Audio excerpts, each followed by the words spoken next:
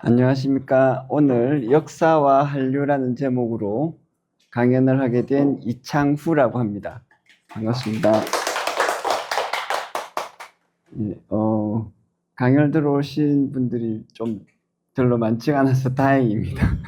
저는 많은 청중들 앞에서 강연을 하는 게 학교에서는 조금 일상적인데, 이런 자리에서는 조금 좀 부담이 되더라고요. 날씨가 굳어서 그런 것일 수도 있겠습니다만, 간단히 제 소개를 예의상 하겠습니다. 저는 방금 말씀드렸듯이 이름은 이창우고, 지금 이제 성균관대학교에서 학술적 글쓰기라는 글쓰기 과목을 담당하고 있습니다. 성균관대학교에서는 굉장히 중요하게 생각하는 과목이고, 그래서 저 혼자 그것을 다 담당하는 것은 아닙니다. 많은 교수님들이 그걸 담당하고 있는데, 네. 원래 저는 이제 서울대 철학과를 입학을 해서 거기서 박사까지 졸업을 했습니다. 전공은 이쪽은 아니에요. 전공은 제가 석사 때까지 윤리학을 전공하다가 박사 과정에 올라가면서 이제 수리논리학으로 바뀌었습니다. 그래서 굉장히 수학적이고 논리학적인 그런 내용을 전공을 했었는데, 제가 그렇게 공부를 열심히 한 학생이 아닙니다. 다른 사람들은 굉장히 철학책을 보면서 연구를 할 때 저는 연구하는 척 하면서 연구실에 앉아서 탱자탱자 딴 걸 보고 있었는데, 그게 뭐냐면 유튜브에서 K-팝 가수들이나 영화를 보고 있었던 것이죠. 그래서 그게 막 쌓이면서 나름대로 철학 교수님들한테 배운 공부하는 패턴이 있으니까 그것을 이제 K-팝이나 영화에 적용하면서 그 분야에서 조금 여러 가지 책도 쓰고 나름대로 전문가가 되었습니다. 그래서 2007년도에는 이제 그러니까 책을 말하다라고 하는 KBS 교양 프로그램에 제가 저자로 초대되어서 이제 그 방송에도 출연한 적이 있어요. 요는 뭐냐면은 제가 똑똑하다는 것이 아니고 어떻게 해서 한류에 대한 강연을 하게 되었는지, 그리고 제가 이제 출발점이 철학이다 보니까 약간 피상적으로 드러난 것, 배후에 있는 것, 그것을 이제 생각하는 습성이 있어가지고 이런 연구를 하게 되었습니다. 현재는 이제 다른 교수님들과 같이 모아서 한류 철학회를 만들어서 한류에 대한 연구도 하고 있습니다. 그래서 우리는 오늘 강연은 죄송합니다. 한류와 역사에 대해서 설명을 나름대로 드려볼 텐데요. 꽤 오랫동안 진지하게 고민을 하면서 조사를 했고 다른 연구자들과도 토론을 해서 정리된 생각이기 때문에 조금은 신빙성이 있을 거라고 자신할 수 있습니다. 키워드는 두 가지입니다. 한류와 역사. 그리고 한류 중에서도 한류가 워낙 범위가 넓다 보니까 다 건드릴 수가 없어요. 1시간 30분 정도, 2시간 이내의 강연에서. 그래서 우리는 이 시간에 K-팝을 중심으로 제가 설명을 드리겠습니다. 원래 저는 영화에 관심이 있었기 때문에 한국 영화나 외국 영화의 구조에 대해서 열심히 연구를 했었는데 K-팝으로 이제 조금 확장을 하게 된 것입니다. 그 다음에 이런 논의는, 이런 생각들은 이제 하나의 물음에 도달을 하게 되는데, 그것은 뭐냐면 한류가 왜 이렇게 인기가 있는가, 그것을 우리 내부적으로 좀 이해를 해보려고 하게 됩니다. 그리고 그 답은 역사에서 찾게 되더라고요. 제 경우에는 그랬는데 다른 분들의 의견은 좀 달라요. 그런데 제가 볼 때는 제 의견이 좀 맞습니다. 그리고 왜 그러냐면 굉장히 논리적이고 평범한 사실에서부터 출발하기 때문에 그렇습니다. 그 내용들이 쭉 말씀을 드리면 어떤 부분은 너무 친근해서 당연하게 느껴지실 거고, 어떤 부분은 우리 주변에 있는 것임에도 불구하고 잘 몰라서 이런 것도 있었어, 이렇게 생각하실 수가 있습니다. 그래서 전체적으로는 우리가 한국 사람으로서 한류의 중심에 있다 보니까 그 비유를 하자면 태풍의 눈 한가운데 있는 것과 같거든요. 그래서 태풍이 굉장히 세게 돌 때 이게 세다는 것 자체를 잘 못 느껴요. 이런 것들을 이해할 수 있는 특징도 있을 것입니다. 그래서 전체적으로는 우리가 보고 듣는 것들을 많이 종합할 수 있는 기회가 되지 않을까 싶습니다. 자, 우리가 어디서든 이야기를 할 수 있는데 우리가 한류의 중심지에 있기 때문에 우리 가까이에 있는 모든 것이 사실은 한류예요. 그리고 중심이죠. 어디서든 이야기를 할 수 있지만 요새 그래서 굉장히 핫한 K-pop 데몬 헌터스에서 시작을 해보겠습니다. 이 애니메이션 보셨나요, 여러분? 안 보신 분도 계시죠? 예, 안 보신 분도 항상 계셔서 너무 친숙하니까 이런 건 안 봐도 다 알아. 저도 이제 항상 그러고 사실 또 아시기도 합니다. 그래서 일단은 좀 준비를 했습니다. 그래서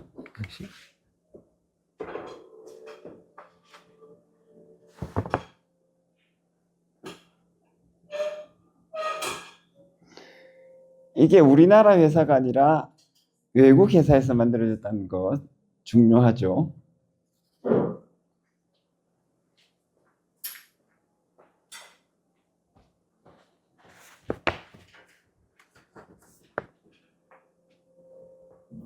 자, 그래서 방금 보셨는데 여기에 굉장히 이상한 것들이 많이 있어요. 굉장히 우린 당연하게 보지만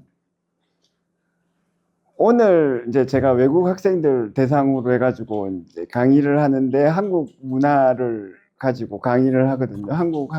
외국 학생들한테도 이렇게 이야기를 합니다.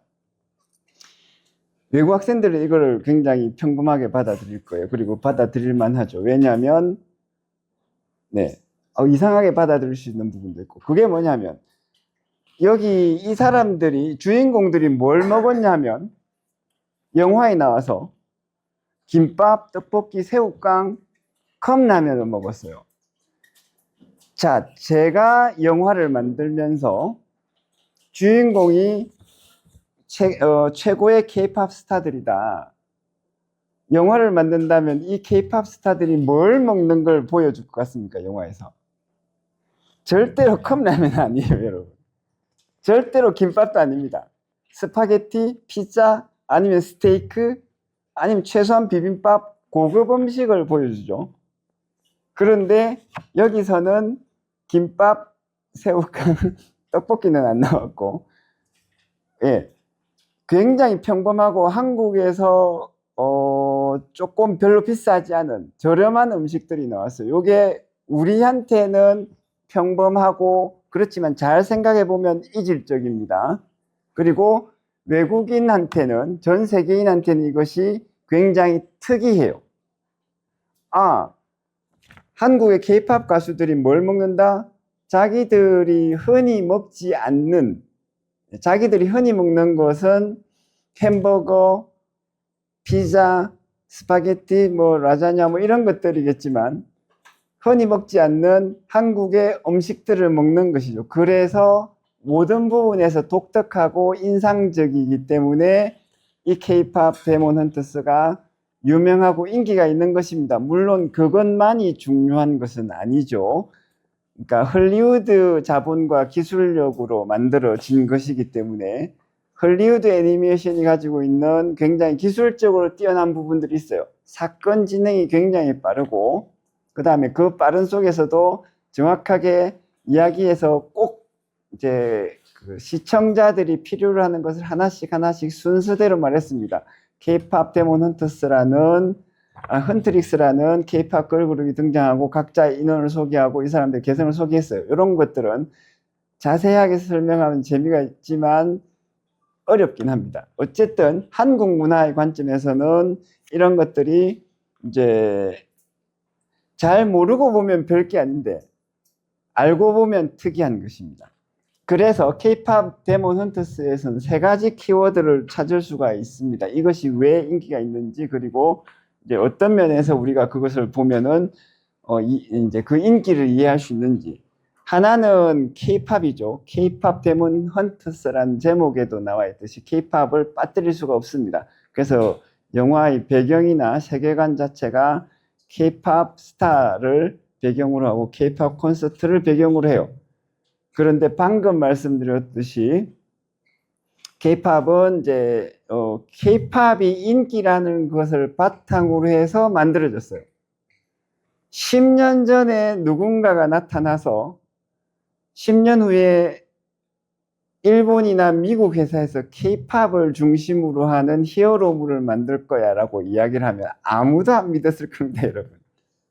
근데 10년 동안 케이팝 인기가 주구장창 성장을 해서 전 세계적인 현상이 되었기 때문에 이제는 케이팝 히어로를 먼저 만드는 사람들이 인자인 세상이 되었고, 그것을 이제 소니에서 먼저 해가지고 넷플릭스에 이제 팔아버린 거죠. 그래서 넷플릭스가 여기에서 이제 엄청난 돈을 벌고 있다는 것이 이제 하나의 뭐 알려진 뉴스거리입니다. 그 다음에는 한국 문화, 아까 말씀드린 것처럼 김밥, 컵라면. 컵라면이 왜 인기가 있을까?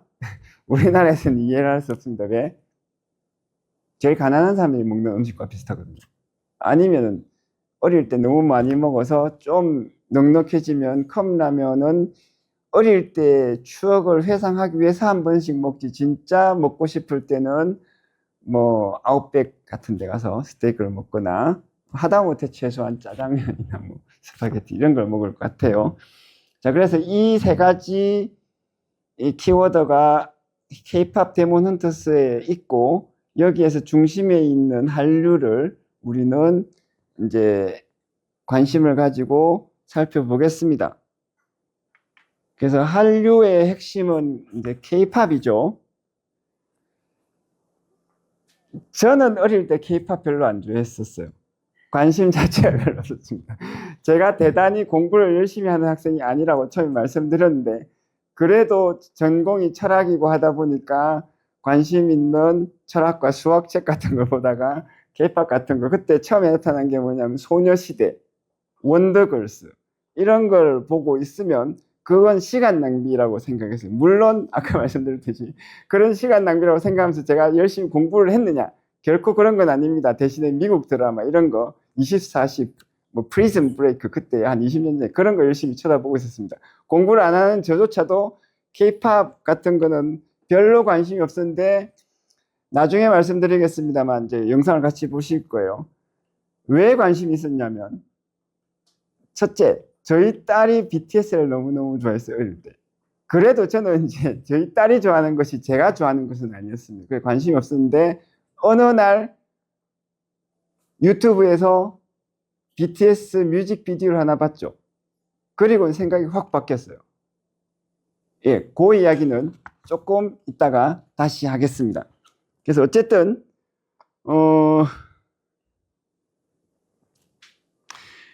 우리는 K-팝에 대해서 그만큼 잘 모르는데, 너무 당연하게 알면서도 잘 모르는 이런 현상이 있습니다. 그래서 K-팝이 사실 언제부터 인기가 있기 시작했는지도 잘 몰라요. 인기는 있었는데 실질적으로 한류의 현상을 이끌어가는 세계적인 팬덤이 언제 생겼는지 추정을 해보면 대략적으로 2010년 정도 됩니다. 제가 그것을 어떻게 느꼈냐면, 2010년도쯤에 유튜브를 보다가 하나의 영상을 봤습니다. 알고리즘이 제시해주는. 그게 뭐냐면, 파리에서 몽마르트 언덕에서 프랑스 여학생들이 모여서 플래시몹이라는 걸 했어요. 플래시몹이 뭔지 모르시는 분들이 계실 텐데, 그냥 사람들이 많이 모이는 길거리나 광장에서 동호인들이 모여서 갑자기 모여서 음악을 틀어놓고 그냥 춤을 추는 겁니다. 정치적인 의미나 이런 건 없이. 그런데 이제 그러면서도 자기들이 내거는 슬로건이 가끔은 있거든요. 프랑스 파리의 몽마르트 언덕에서 프랑스 여학생들이 모여서 갑자기 플래시몹을 하면서 내건 슬로건이 뭐였냐면, K-팝 콘서트를 프랑스에서도 와서 해라. 제가 그걸 보고 이해가 안 됐죠. 첫째, 저 사람들이 왜 케이팝을 오라고 하지? 제가 69년생이고 이제 57세인데 올해 우리 어릴 때 좋아하는 음악들은 팝송, 프랑스의 샹송도 조금 좋아하고 그래서 거기에 그 시절에 어린 시절에 한국 가요는 조금 그보다 수준이 낮은 걸로 항상 인식을 해가지고 왔었어요. 그래서 인도네시아나 뭐 아니면 말레이시아나 뭐 캄보디아나 이런 아시아권의 학생들이라면 제가 또 좀 이해를 할 텐데 경제적으로나 문화적으로 굉장히 첨단에 있다라고 제가 생각했던 프랑스에서 젊은 학생들이 왜 케이팝 콘서트라고 플래시몹을 하나. 그래서 곰곰이 생각해 보면서 케이팝이 그 정도로 인기가 있나? 예. 그때는 강남 스타일이 전 세계를 휩쓸기도 전입니다. 그전에는 그래서 케이팝을 넘어서 코리아 자체를 젊은 사람들이 잘 모를 때였어요. 그러면서 이제 지금 기억을 해보면 그때부터 케이팝의 인기는 이미 싹트고 있었습니다. 실제로 이제 2011년도에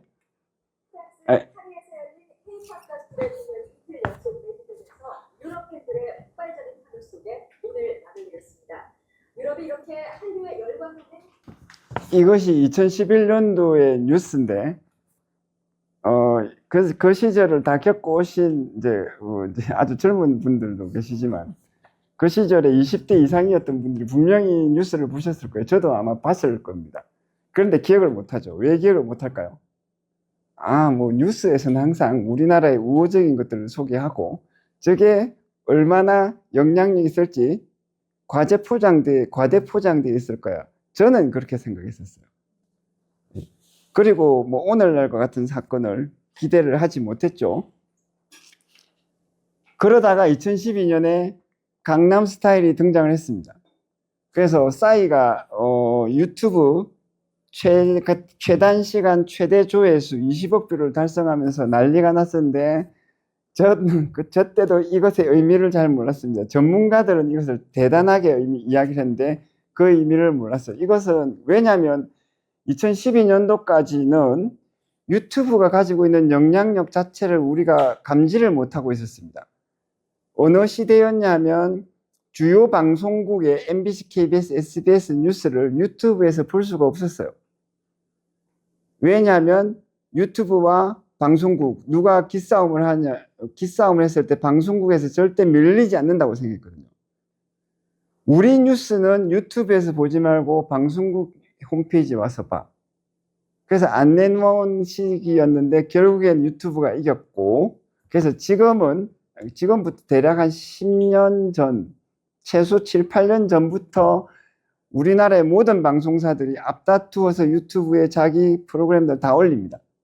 그래서 그렇지 않으면 뭐 아무도 선택을 받지 못하는 상황이 되면서 유튜브의 영향력이 커졌고 저기에서 2012년에 전 세계인들이 보는 유튜브에서 싸이의 강남스타일이 저만큼의 기네스북에 오를 만한 사상 초유의 기록을 세웠다. 이거는 특별한 일이에요.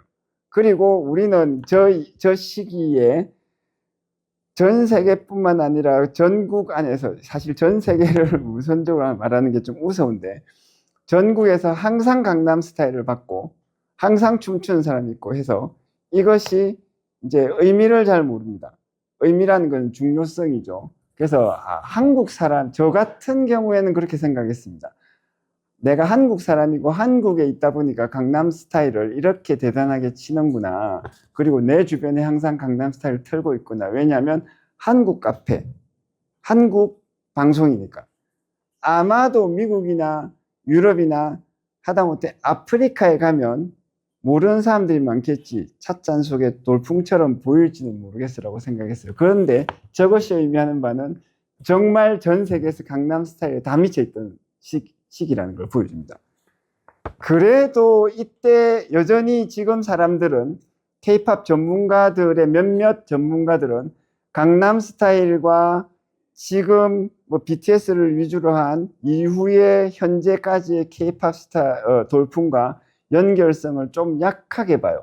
근데 제가 보면은 곰곰이 이것저것 따져봤을 때 선입견을 최대한 지우고 봤을 때 강남 스타일은 K-팝의 선봉입니다. 예.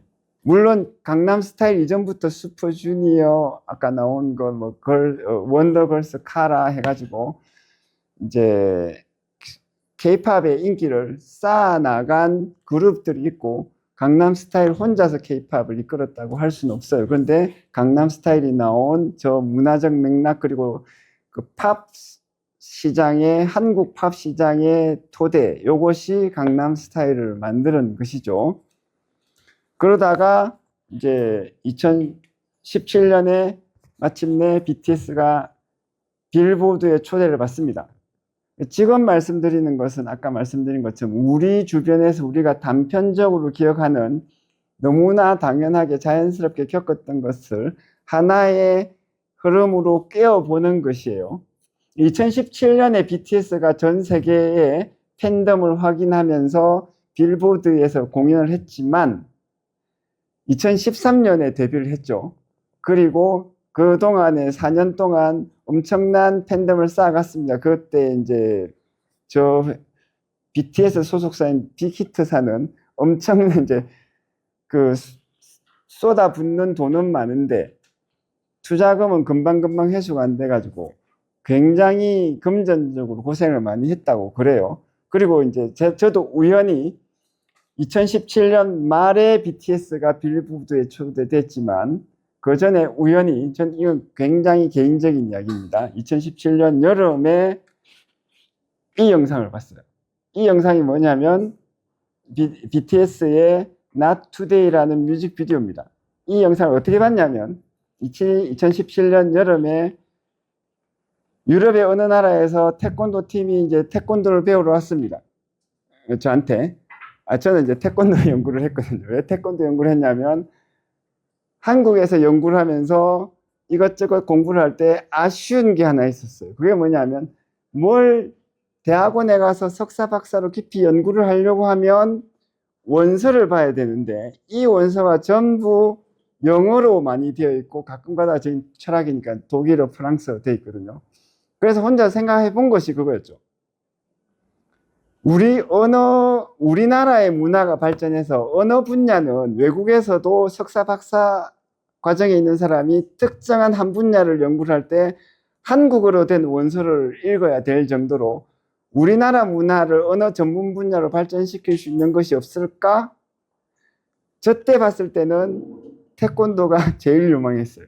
그 태권도 이야기는 조금 이따가 간단하게 설명을 드릴 텐데 예, 그래서 태권도에 대해서 제가 연구를 하면서 뭐 많이 외국에도 가르치고 해가지고 그 사람들이 한국에 왔습니다. 그래서 왔더니 이제 젊은 학생들한테 태권도 배운 학생들한테 한국에 와서 뭘 보고 싶으냐니까 제일 먼저 나온 말이 BTS였어요.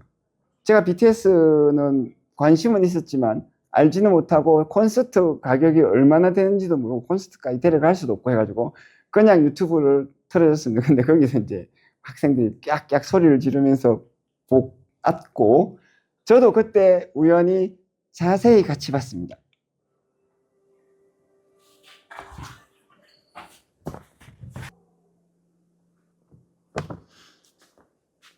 그 한류에 대한 뉴스를 많이 들으면서도 세대나 전문 분야나 관심 분야에 따라서 이런 거를 잘 안 보신 분들이 있어요. 제가 교수님들과 같이 다른 교수님들과 같이 한류에 대해서 철학적 연구를 하겠다고 모여가지고 이야기하면서 이 정도는 봤겠지. 안 본 사람이 많습니다. 아니 이것도 안 보고 도대체 무슨 한류에 대해서 연구를 한다는 거지? 예. 그래서 여기에서도 이제 시간들이 좀 많이 걸리는데 정말 연구를 하려면 BTS나 K-팝의 유명한 가수들의 뮤직비디오를 한 번씩 쭉 보고 나면 여러 시간이 가버립니다. 서너 시간이 가버려요. 그래서 이거를 안 하고 한류에 대해서 연구를 하는 사람들이 요새 꽤 있습니다. 그래서 그런 그것 때문에 이제 한류에 대해서 조금 전문가들이 말하는 것들이 이쪽으로 쏠림성이 있고 저쪽으로 쏠림성이 있지 않나라고 개인적으로는 좀 걱정을 하고 있는데 BTS의 영상을 보면 하나를 느낄 수가 있어요. 여러분들은 어떻게 느끼실지 모르겠습니다. 제가 처음에 이걸 보고 딱 느낀 건 우와 대단하다. 어떤 점에서 대단하냐면 모든 면에서의 어떤 예술적인 완성도가 너무너무 제가 예상했던 것보다 높은 거예요. BTS가 왜 이렇게 인기가 있는지 알겠다. 왜냐하면 그냥 어린 세대의 취향에 잘 맞춰 놓아서 인기가 있는 것이 아닌 것이었습니다. 유사하게 제 주변에 제 나이 세대의 나이 많은 분들, 게다가 제가 이제 태권도를 하다 보니까 태권도 하는 사람들, 또 예를 들면 제가 이제 군대는 또 특수부대 출신이거든요. 특수부대에서 있는 사람들이 이제 공부나 이런 걸 전혀 모르고 좀 이른바 막말로 무식한 사람들, 이런 사람들조차도 BTS에 대해서 아무것도 모르다가 유튜브 딱 보고 어디에 감탄하냐면, 와, 이거는 수준이 다르다. 너무너무 뭔가 잘 만들어졌다는 생각을 하는 거죠. 그리고 몇 번 보다 보면은 그 다음에 혹해가지고 저절로 팬이 되는 겁니다.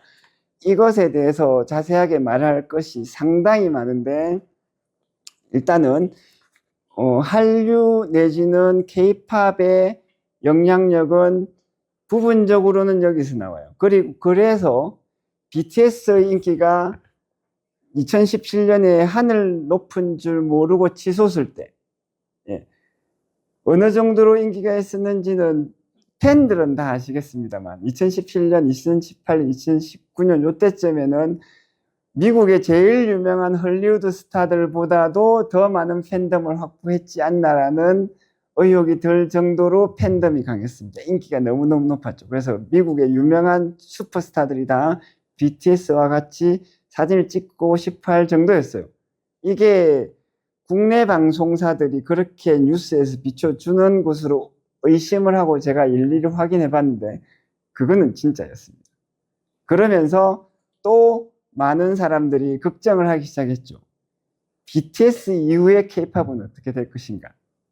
그러나 그 걱정을 불식하고 지금 현재도 K-팝의 영향력은 확대되거나 최소한 유지가 되고 있습니다. 그래서 스트레이 키즈는 또 모르시는 분들이 많을 텐데, 이러면서 이제 K-팝이 점점 한류와 점점 전문 지식화되는 경향도 좀 느껴지고 있습니다. 어쨌든 스트레이 키즈라는 이제 보이 그룹이 최근에 7번 연속 빌보드 201위를 달성하는 역사상 최초의 기록을 또 세웠습니다. 물론 K-팝 최초의 기록이죠. 그래서 K-팝의 영향력은 BTS가 다는 아니지만 군대 가서 잠잠해진 이 순간에도 여러 2, 3년이 흘러감에도 불구하고 확대되고 있습니다.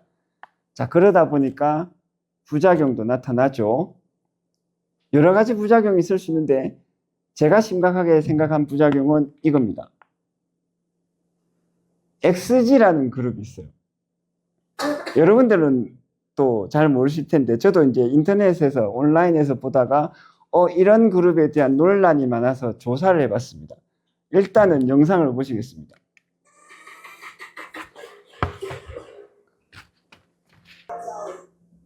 자, 여기까지만 제가 이제 편집을 해서 가져왔는데 혹시 XG 그룹에 대해서 아신다? 그수? 예, 아무도 모르시네요. 예. 이 그룹이 엠넷 우리나라 뮤직 방송에 출연해가지고 다른 K-팝 그룹들과 같이 공연을 했어요. 항상 그러고 있었습니다. 근데 그래서 모든 사람들이 이 XG 그룹이 K-팝 그룹인 줄 알아요. 사실상 K-팝 그룹은 맞아요. 그런데 이 K-팝 XG 그룹을 만든 회사가 어느 회사냐면 일본 회사입니다. 그래서 전부 일본 멤버들로 구성을 해가지고 일본에서 K-팝 전문가들을 데려와서 훈련해서는 데뷔할 때부터 이름을 XG라고 지었어요. 그래서 데뷔 전에 전 세계에 홍보를 하니까 많은 K-팝 팬들이 기대를 했죠. 뭐라고 생각하면서 기대를 했냐면 XG와 비슷한 이름의 유명한 엔터테인먼트 회사가 하나 있습니다. 그게 뭐다? YG. YG에서 대표 걸그룹으로 만드나 보다라고 착각을 하도록 한 거예요. 그래요. 많은 사람들, 실제로 XG 그룹을 데뷔하기 전에 연습을 시킬 때 YG 연습실에 가서 연습을 한번 하고는 사진까지 찍어서 인터넷에 뿌렸습니다. 그래서 전부 다 많은 K-팝 팬들이 YG에서 XG 그룹을 데뷔시키나 보다 했는데 사실상 일본 그룹이었고 데뷔를 어디서 했냐면 일본이 아닌 여기서 했습니다. 한국 방송국, 뮤직 방송국에서 해가지고 다른 K-팝 그룹들 사이에서 끼어서 했어요.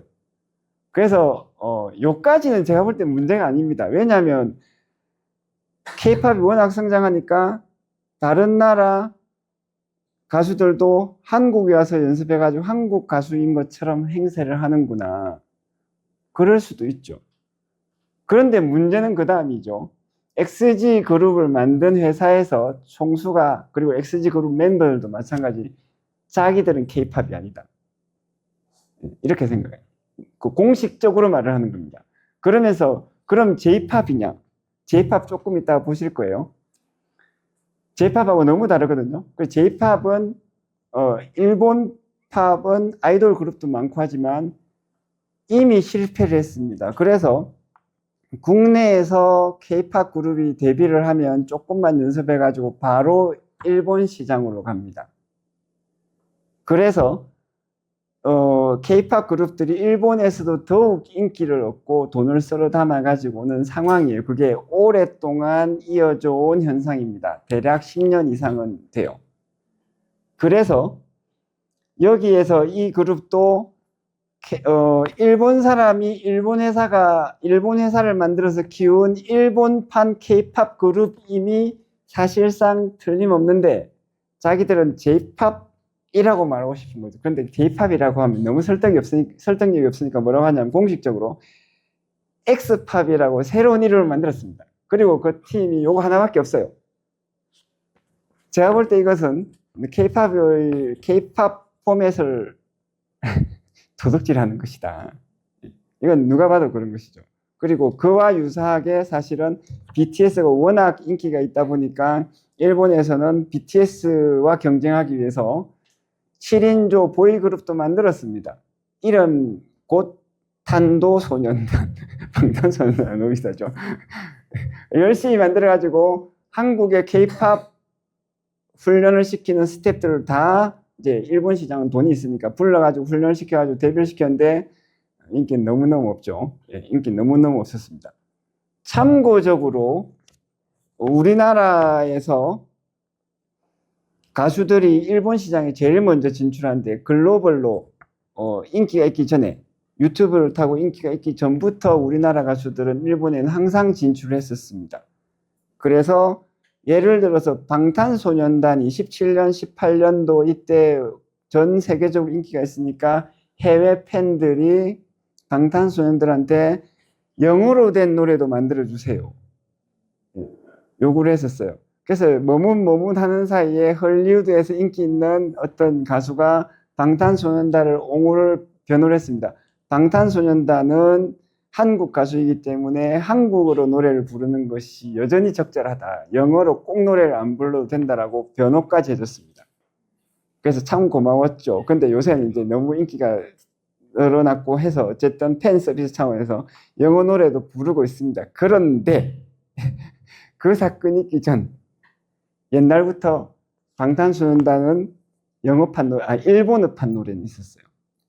그래서 제가 너무 요 비디오를 보는데 시간이 많이 걸릴까봐 그건 준비를 안 했는데 에어플레인 파트 2라는 비디오가 있습니다. 굉장히 안무가 예술적으로 잘 고안이 되어 있죠. 근데 그거를 처음부터 일본어판으로 쫙 부르고 그거를 더빙을 해가지고 한국어판 영상이 유튜브에 올라와 있어요. 잘못 보면 여기서 이제 우리는 배신감을 느낄 수 있습니다만 상황을 알고 보면 좀 다릅니다. 일본 음악 시장이 한국 음악 시장보다 당연히 경제 규모가 크니까 큰데 얼마나 큰지 아십니까? 5배?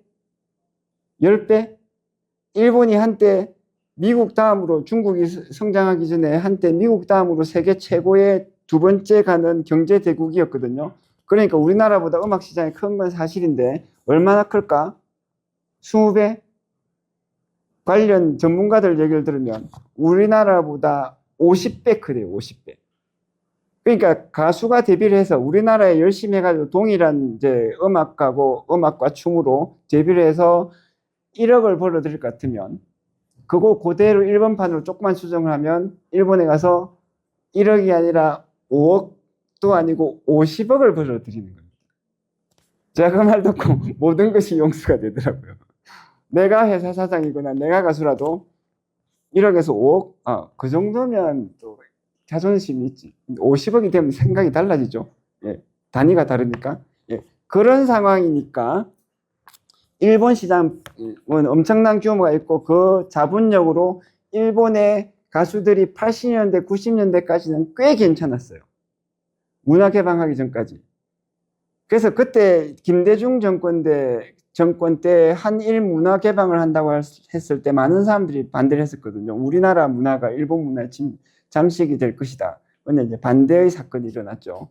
그래서 그 이유가 무엇인지는 조금 이따가 따져볼 겁니다. 어쨌든 그렇게 일본 팝이 실패를 하고 나서 이제 자기들은 K-팝의 바람을 얻고 인기는 얻고 싶은데 K-팝은 되기 싫다. 중국은 이것조차도 못하고 있는 상황이에요. 이 정도 못하고. 그래서 이제 여기에서 이제 고민거리가 생기는 문제가 하나 생기죠.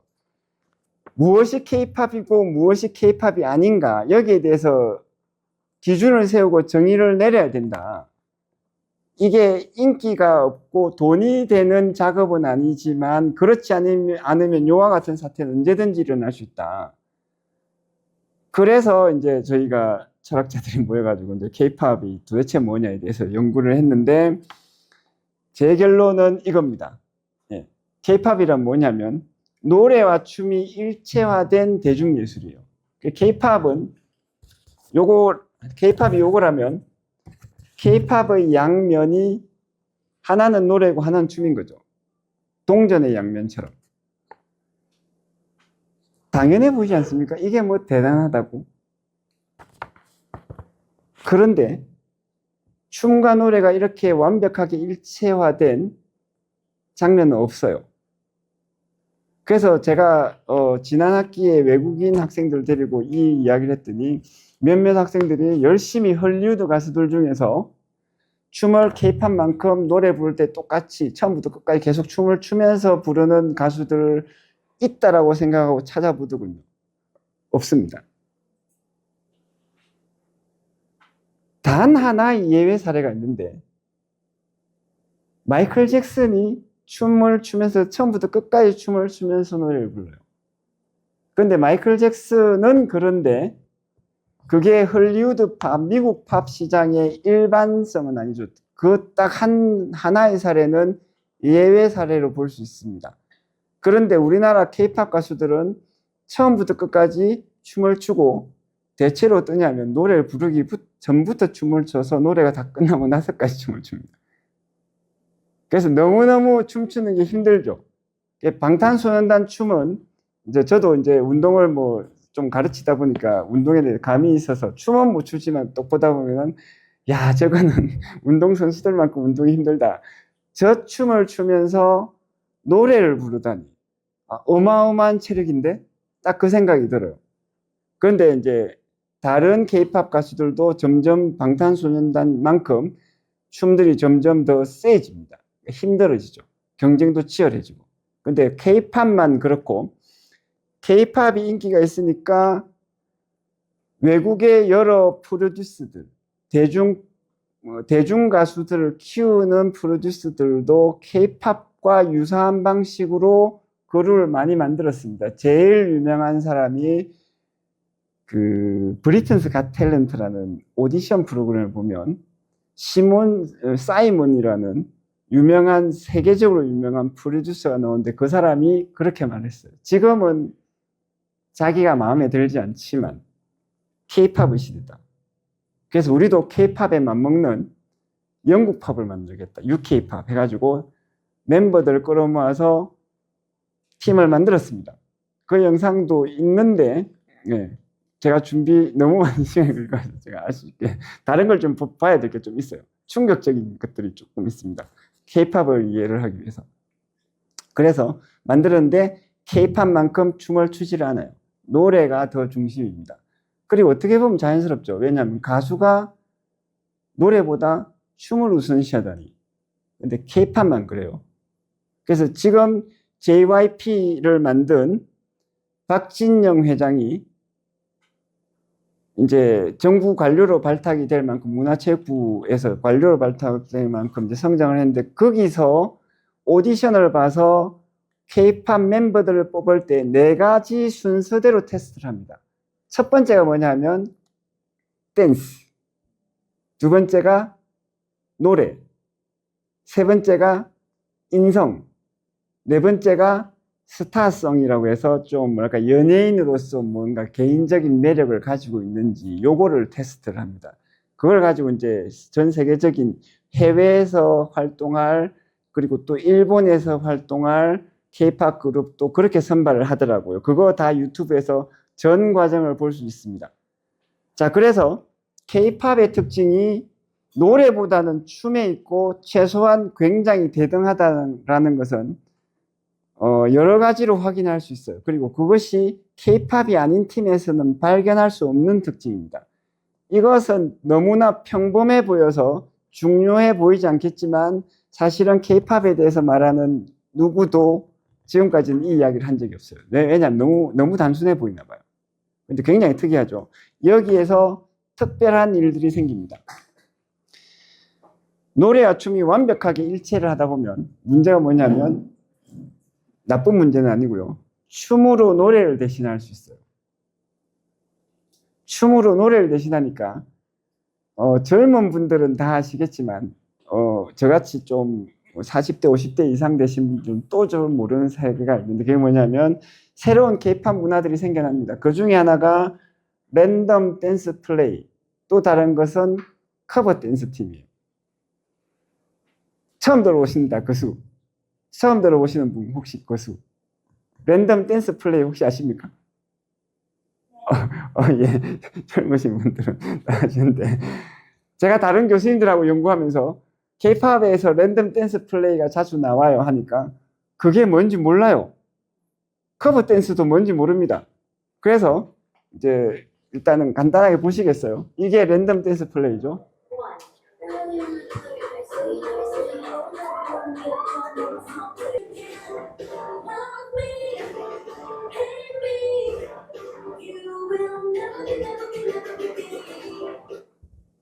요게 랜덤 댄스 플레이. 랜덤이 뭐냐면 무작위로 아무거나 뭐가 나올지 모른다는 뜻이죠.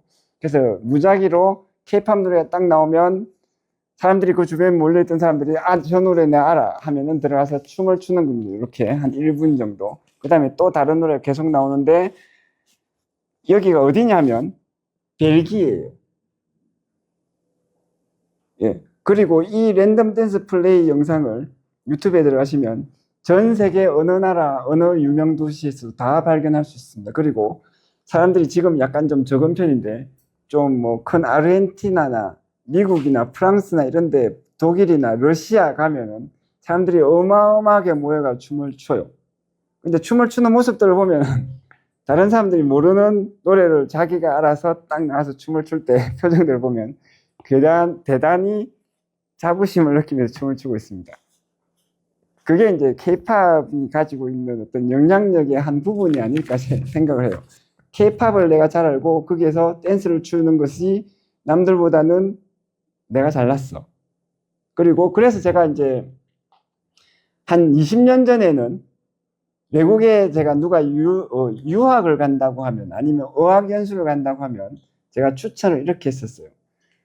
그 외국에 어학연수를 가서, 미국에 어학연수를 간다고 하면 그 가서 미국 친구들을 사귈 수 있을 거라고 생각하냐? 그거 안 된다. 예, 그 동네 어학연수를 같이 온 한국 친구들만 사귀어가지고 돌아오게 된다. 그러면 미국에 가서, 굳이 미국까지 가서 어학연수를 받으면서 미국 친구를 사귀지 않으면 도대체 무슨 소용이냐? 그래서 방법이 없을까? 20년 전의 방법은 이거였습니다. 태권도를 해라. 여러분들 태권도 이제 잘 모르실 텐데, 태권도하고 이거 되게 K-팝하고 좀 비슷한 측면이 있어요. 우리한테 너무 평범한 거예요. 김밥 3분짜리 컵라면 너무나 평범해서 절대로 대단하다고 생각하지 않을 텐데, 그래서 만약 소니가 아니라 한국 영화사에서 K-pop 데몬 헌터스를 만들었으면 절대로 3분짜리 컵라면 안 나옵니다. 김밥도 안 나와요. 그런데 그게 특별한 거죠. 마찬가지로 태권도도 이제 조금 이따가 말씀드리겠지만, 외국에 나가면 태권도를 해야지 한국 사람으로서 좀 무시를 한다고 존중을 받습니다. 무시를 안 한다고.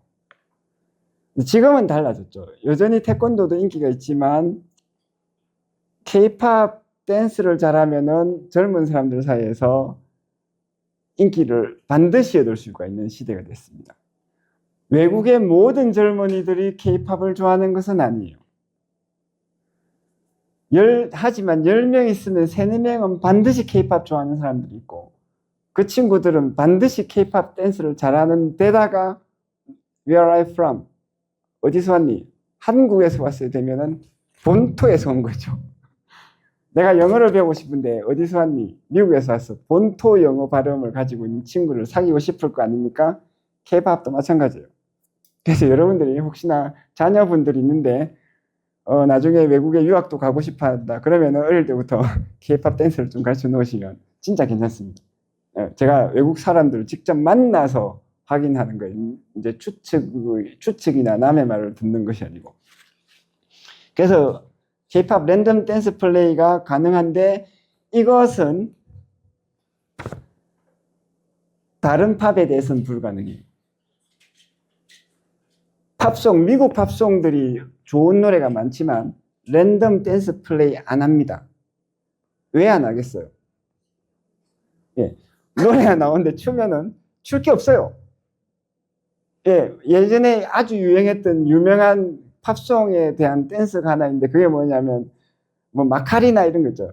예, 그런 거 아니면 YMCA 이런 거. 그래서 딱 추면은 동작이 너무 단순하고 이 자기가 춤을 추는 사람이 가수처럼 보이지가 않습니다. 백댄서처럼 보이죠. 춤을 춘다는 것에 대해서 자기가 자부심을 가지기가 어려워요. 근데 K-팝은 아까 말씀드렸듯이 춤과 노래가 일체화되어 있기 때문에 춤을 다 추면 노래를 같이 부르는 가수처럼 보입니다. 그래서 그것이 어떤 식으로 이것이 의도되었는지는 모르겠는데, 처음에 이걸 만든 사람들이 그것을 의도했는지는 모르겠는데, 어쨌든 이것이 K-팝의 지금 정체예요. 그래서 모든 젊은이들이 K-팝을 좋아하는 한 댄스를 추면 가수가 되는 거죠. 근데 실제로 보컬은 노래를 잘 부르기는 굉장히 어렵거든요. 그래서 굉장히 노래를 잘 부르는 사람은 이제 별도 존재로 되고, 춤은 좀 못 춰도 그럴듯하게 넘어갈 수 있습니다. 그래서 이게 이제 K-팝의 중요한 영향력의 한 측면이고, 다음 것이 하나 있죠. 그래서 이게 K-팝 커버 댄스입니다.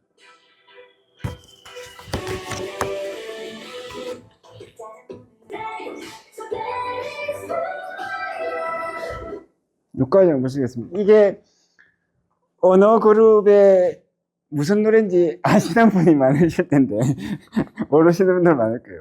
K-팝에 대해서 연구하겠다고 교수들 딱 모였으면 아무도 모릅니다. 저만 알죠. 전문 지식인 딱 되는 겁니다, 제가.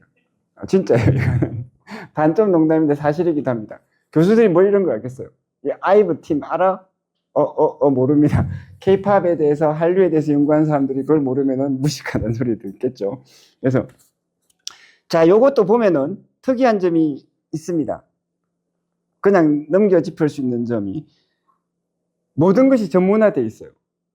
지금 옛날에 한 10년 전, 2012년도, 13년도 요때 커버 댄스 추는 춤들을 보면, 유튜브에 보면 아마추어들이 추는 것이 있습니다. 근데 이 사람들은 완전히 오랫동안 연습해가지고 추고 있고, 방금 보셨듯이 영상 자체가 카메라 앵글도 전문적으로 움직이죠. 편집도 전문적이고. 이것이 무엇을 의미하느냐 하면, 이 사람들이 이것을 직업으로 가지고 있어요. 어떻게 직업을 가지고 있느냐? 이거 올리면 유튜브에서 조회수가 엄청나게 나오고 10만 명을 넘으면 한 달에 광고료가 수백만 원 나옵니다, 여러분. 왜 그러면 조회수가 많을까요? K-팝 팬들이 많아서 그렇지. 그래서 커버 댄스라는 것이 있을 수 있는 팬덤, 그러니까 케이팝의 그것도 영향력인데 이 영향력이 마찬가지로 헐리우드 미국 팝에도 인기는 있지만 샤키라, 뭐 테일러 스위프트, 뭐 아리아나 그란데 유명한 사람들 많죠? 그 사람들 커버 댄스는 별로 없습니다. 왜냐하면 춤을 출 게 없으니까. 이만큼 전문적으로 춰가지고 인기를 끌 만큼의 춤이 없어요. 자, 그래서 이것들이 다 케이팝이라고 하는 어떤 이제 한류의 언저리 현상이기도 하고 점점 더 새를 불려나가고 있는 한류의 흐름입니다. 여기서 또 어떤 것들이 새로 나올지도 몰라요. 아직은 예측할 수 없는 상황입니다.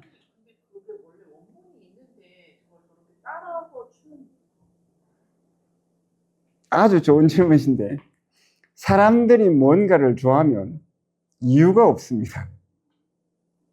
케이팝 팬들이, 외국 팬들이, 우리나라 팬들이 케이팝을 좋아한다면 애국심이라도 이걸 좋아하겠지만 외국 사람들이 케이팝을 좋아하거나 뭘 좋아할 때는 그냥 이유가 없어요. 노래가 너무 좋다. 춤을 너무 잘 춘다. 멋있다. 나도 해야지. 여기에서 문화가 시작이 되거든요.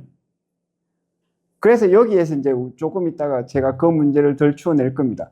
케이팝은 도대체 왜 이렇게 인기가 있나? 예.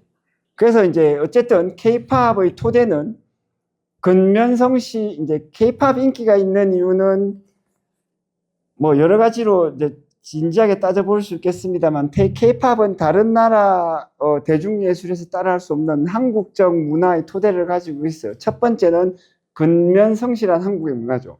외국의 가수들은 케이팝 가수들이 하는 훈련을 버티지를 못합니다. 이게 지금 V차라는 JYP에서 A2K라고 이제 프로젝트를 해서 미국에서 활동할 케이팝 그룹을 만들었어요. 이게 작년도 일입니다. 6명의 미국 소녀들이 선발돼가지고 케이팝 훈련을 받았는데 그 오디션 프로그램을 보면 눈물도 많이 나오고 팬이 저절로 됩니다. 문제는 뭐냐면 이 중에 2명이 탈락을, 그러니까 데뷔를 하고 자기의 인생의 꿈으로서 케이팝 가수가 돼가지고 스타가 되기 위해서 발탁이 된데 나중에 힘들어서 못해 먹겠다고 뛰쳐나가가지고 소송을 했습니다. 예, 아시죠? 아시는 분들. 그 다 전문 지식이에요, 지금.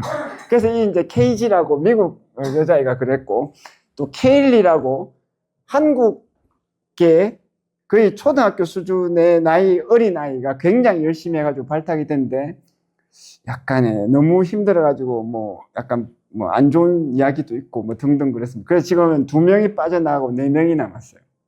그만큼 케이팝의 가수들이 버티는 것은 힘듭니다.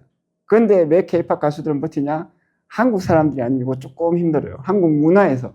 그래서 외국에서 미국이나 중국이나 프랑스 말고 필리핀이나 동남아에서 인도에서도 와가지고 케이팝 가수가 되는 사람들이 많은데 굉장히 특이한 사례들입니다. 민족 국가에서 유래한 공동체 의식이 또 있죠. 단체 생활 못 버티고 그 다음에 하나가 한국의 미적 감각이에요.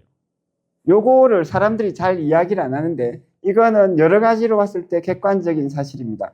근데 왜 이야기를 안 하냐면 한국의 미적 감각이 케이팝이 인기 있는 이유다라고 이야기하면 어떻게 보이냐면 약간 이런 요새 말하는 국뽕이잖아요. 너무 우리가 주관적으로 잘난 체 하는 거, 객관적인 근거 없이. 그런데 비교를 해보겠습니다. 이게 일본의 유명한 인기 아이돌 중에 하나예요. 아타라시 갖고 세계에서 인기가 있다라고 자기들 일본 사람들이 굉장히 자부심을 가지고 있습니다. 걸그룹이죠. 우리나라로 치면 블랙핑크에 가까운. 보시겠어요?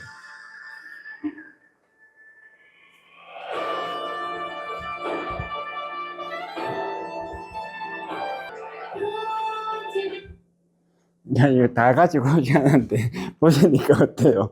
자, 이거 볼 때마다 사실 웃기는데 외국 학생들한테 딱 보여줘도 전부 다 웃습니다. 제가 우리나라에 걸그룹이 몇 개나 있는지 아시는지 모르겠는데 2010년도에 우리나라에 걸그룹이 200개가 있었다고 그래요. 근데 내가 그걸 듣고 놀랬죠. 내가 아는 걸그룹이 이렇게밖에 안 되는데 190개는 다 어디 있는 거야? 성공을 못해가지고 수면 아래에 있는데 어쨌든 굉장히 많습니다. 또 데뷔는 해가지고 성공 못하는 걸그룹이 많죠. 그런데 그 중에 일부를 제가 봤어요. 2010년도에 제가 아는 어떤 좀 돈 많은 형이 저를 불러가지고 자기가 아는 후배가 걸그룹 만드는데 투자를 하라고 그런다. 네가 와서 좀 보고 투자할 만한지 안 봐도. 그래서 가서 봤더니 이제 이게 영 아닌 겁니다. 그래서 이제 그 주변에서 성공 못한 걸그룹들 많이 봐서 굉장히 다양한 그룹들이 있는데 이런 그룹은 없어요, 여러분. 한국인이라면 절대로 이런 그룹 만들지 않습니다. 이거는 도대체 뭐라고 했다는 거지? 근데 외국에서, 그런데 다시 말씀드리지만 일본을 대표하는 걸그룹 중에 하나예요. 요것뿐만 아니라 이런 그룹도 있습니다. 이건 조금 더 일본에서 유명한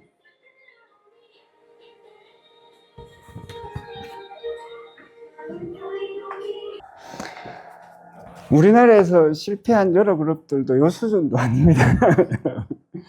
근데 아까 말씀드렸듯이 한류에 대해서 연구하는 사람들이 한류와 비교할 만한 옆에 다른 나라 유사한 것들을 비교를 안 해요. 왜냐하면 시간이 많이 걸려서. 비교를 해보면 한류 케이팝이 도대체 왜 인기가 있는지 이해가 됩니다. 그러니까 한국 사람들의 미적 감각이라는 것은 이런 걸 이야기하죠. 지금 일본에서 케이팝, 한국 케이팝들이 가수들이 인기가 있어도 일본 사람들이 여전히 이러고 있어요.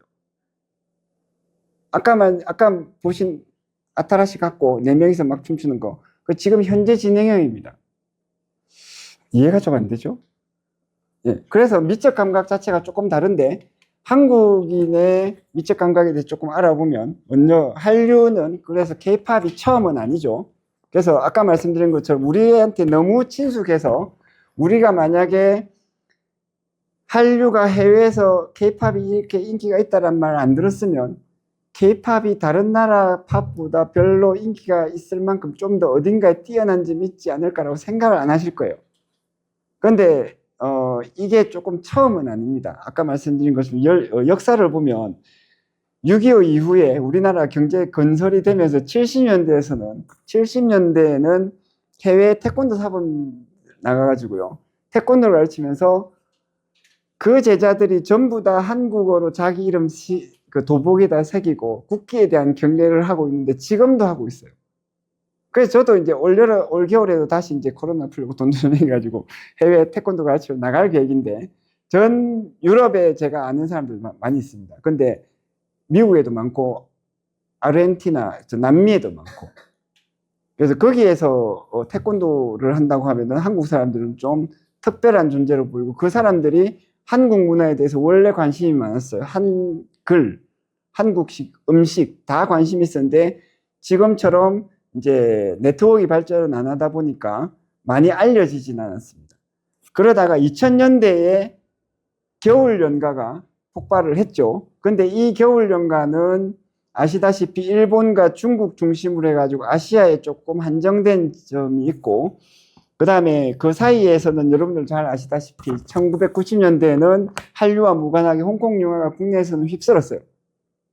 예, 젊으신 분들은 기억을 못 하시겠죠. 왜냐하면 태어나기 전일 수도 있고 너무 어린 시절이라서. 그러다가 2010년대에는 지금 이제 우리가 알고 있는 케이팝 인기가 있어졌고 인기를 누렸고 한국 영화도 등장을 했습니다. 인기가 늘어났죠. 이것을 왜 제가 열거를 했냐면 한류가 생겨난 게 어제 오늘의 일이 아닙니다. 우연히 재수 좋아서 생긴 게 아니에요. 이걸 왜 언급했냐면 홍콩 영화가 인기가 있다가 지금은 망했는데 모든 전문가들이 이것처럼 되지 않도록 노력해야 된다고 이야기를 합니다. 될까 안 될까? 근데 제가 보면 홍콩 영화는 한때 인기가 누려도 오래 못 갈 수밖에 없었어요. 왜냐하면 지금 홍콩 영화를 보면 첩필상 영웅 본색 보면 굉장히 유치합니다. 그런데 그보다 더 이전에 만들어진 헐리우드 영화 화질이 굉장히 떨어진 슈퍼맨 또 아니면은 대부 갓파더 이런 영화 옛날에 고전적인 영화들 보면 화질이 나빠서 그래서 조금만 보다 보면 굉장히 몰입을 하게 돼요. 잘 만들어진 거죠. 잘 만들어진 컨텐츠가 인기가 있고 잘못 만들어진 컨텐츠는 재수 좋아서 인기가 있어도 오래 못 갑니다. 케이팝과 한류도 그런 특징을 가지고 있다라고 하는 것이 제 생각인데, 여기에 대해서는 조금 더 많은 사람들이 이제 논의를 하고 있어요. 그래서 한류를 이끄는 영화와 드라마로 좀 넘어가 보면, 케이팝을 넘어서 올드보이 보셨는지 모르겠는데, 올드보이 보면 세계 명작 영화 반열에 오르죠. 예, 이미지가 좀 칙칙하고 그래도 그 나름대로 개성이 있고, 이후에 만들어진 올드보이, 헐리우드판 올드보이보다 모든 사람들이 좋아합니다. 제가 그 수업 시간에 이걸 비교해가지고 관람을 하면 학생들이 다 한국 올드보이는 잘 만들어졌다고 하는데, 하나하나 깨알같이 분석해보면 거의 완벽한 작품에 가까워요. 기생충도 그렇죠.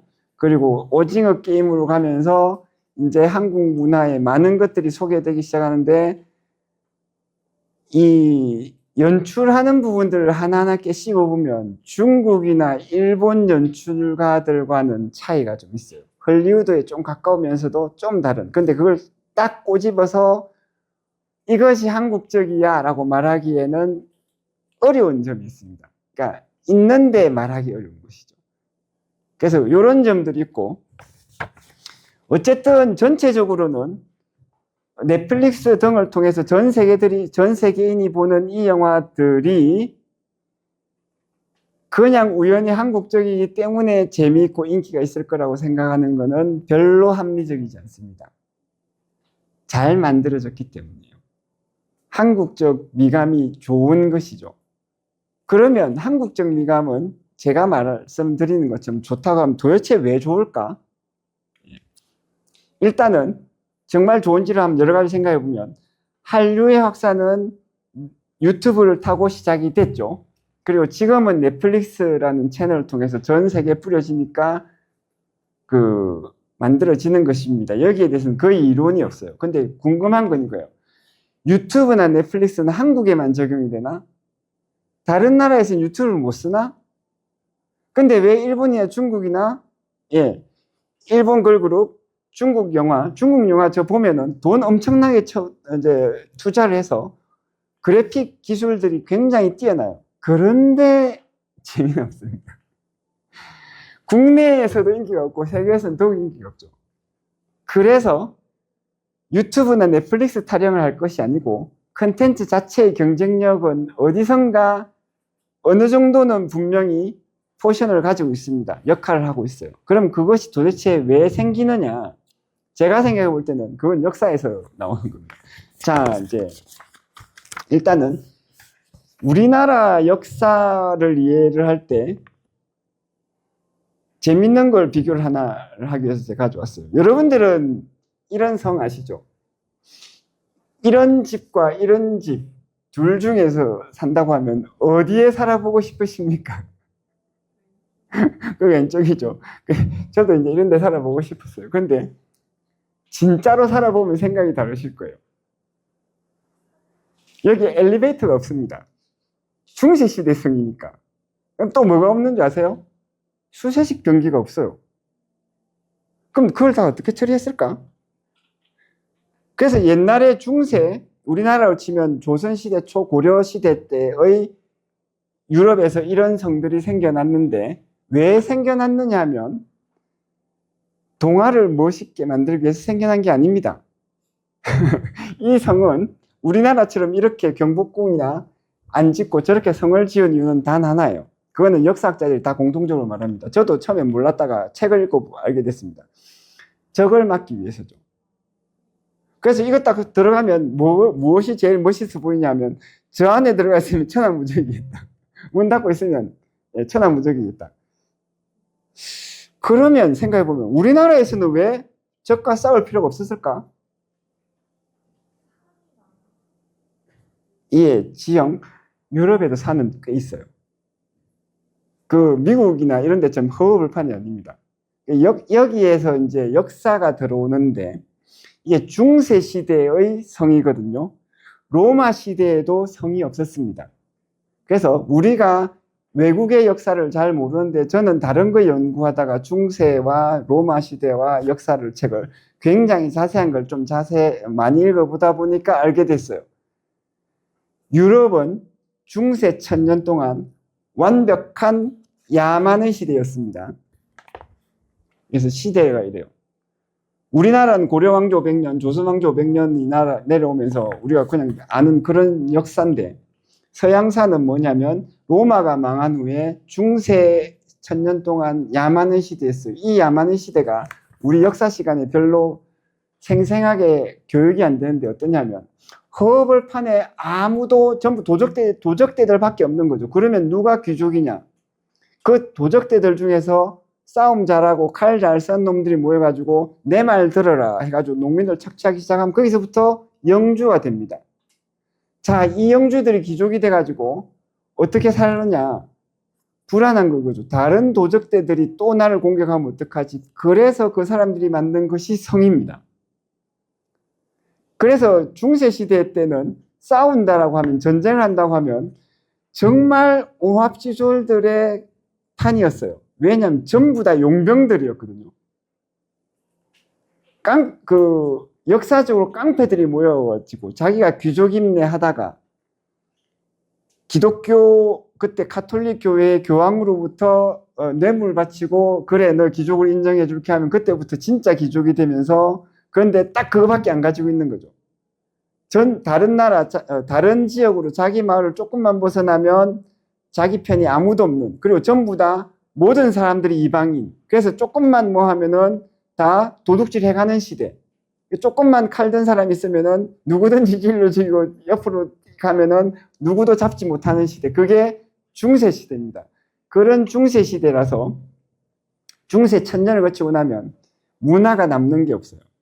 그런데 우리나라의 500년, 1000년 동안의 역사는 어떠냐면, 정말 못 사는 나라도 있고, 못 사는 시대에도 있고, 기근도 있고, 또 뭐냐면, 뭐 양반과 뭐 상민들이, 천민들이 또 뭐 탐욕도 부리고 했는데, 문제는 뭐냐면, 처음부터 끝까지 질서는 잡혀 있었어요.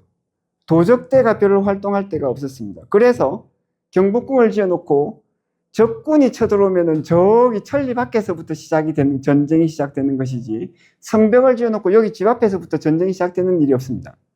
전쟁은 저 멀리서 시작이 돼요. 그러니까 거기서 졌으면 여기는 반드시 져요.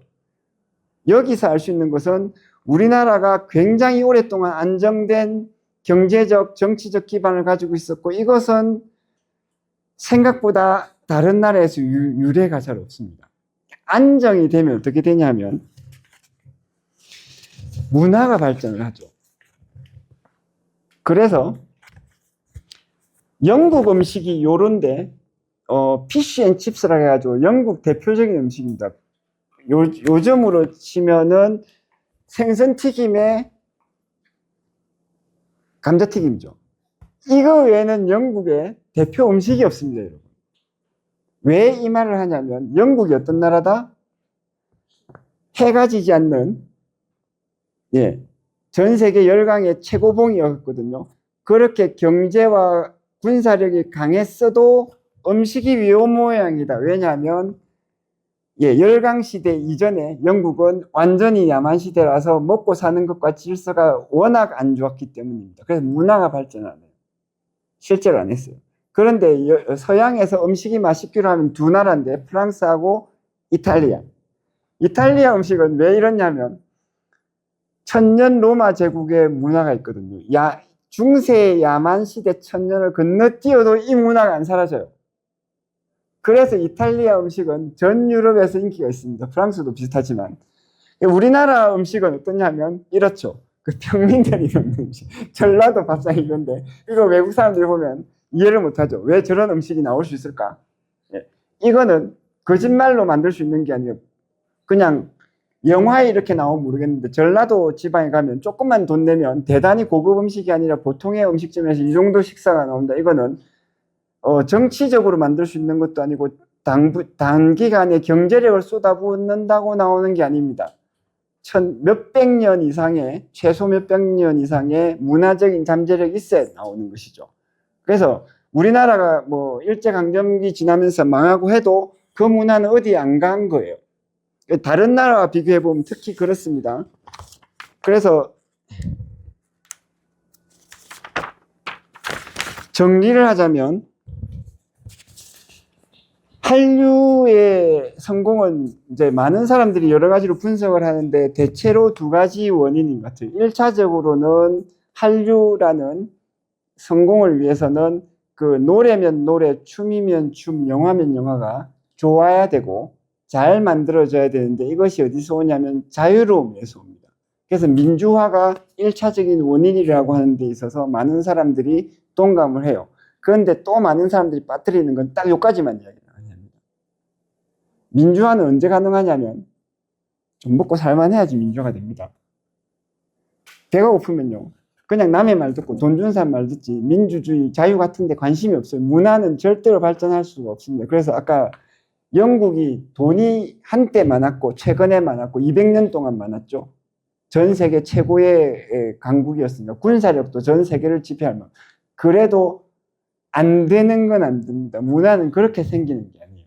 영국 사람들조차도 영국 전통 음식을 안 먹는 그런 문화는 그런 것이 문화의 힘이고 역사의 힘이고 우리나라 한류의 힘은 마찬가지로 다른 나라와 같이 우리나라만이 특별히 다른 나라 사람들보다 특별히 이상하게 뛰어나서 역사와 오래된 전통이 없이 갑자기 괜찮은 컨텐츠, 노래, 음악, 춤, 영화를 쏟아낼 수 있으리라고 생각하면 오만입니다. 그래서 결론적으로는 우리의 역사적인 배경을 가지고 그 누적된 문화가 한류로 발현된다. 이렇게 현재로서는 결론을 내는 것이 합리적이지 않겠나 이렇게 생각합니다. 여기까지 일단은 제가 준비한 강연 내용이었습니다.